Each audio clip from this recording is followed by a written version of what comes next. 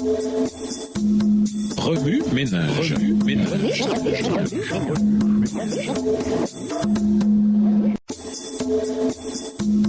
Remue ménage.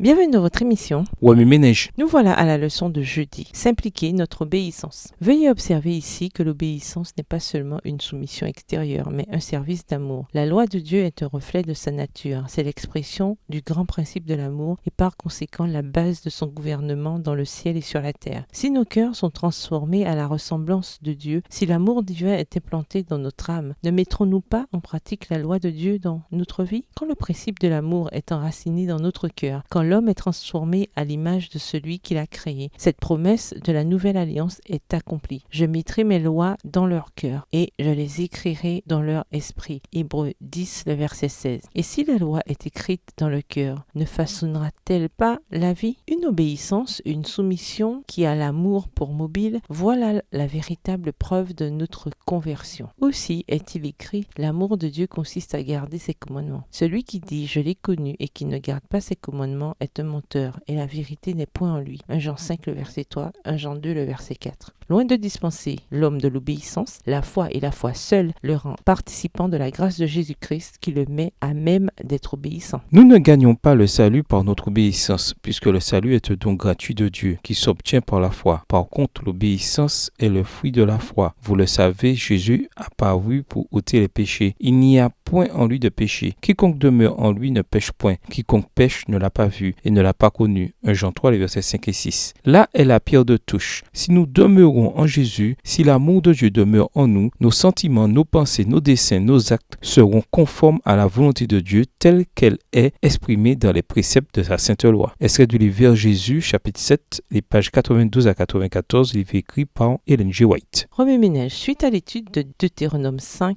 verset 1 à Deutéronome 6, verset 9, que pouvez-vous appliquer dans votre vie personnelle? De quelle façon pouvez-vous appliquer la leçon de cette semaine à d'autres sphères de votre vie? Révisez le verset à mémoriser. En quoi s'applique-t-il à votre vie cette semaine? Au revoir. Et à demain si Dieu veut. Remue ménage. Remue ménage.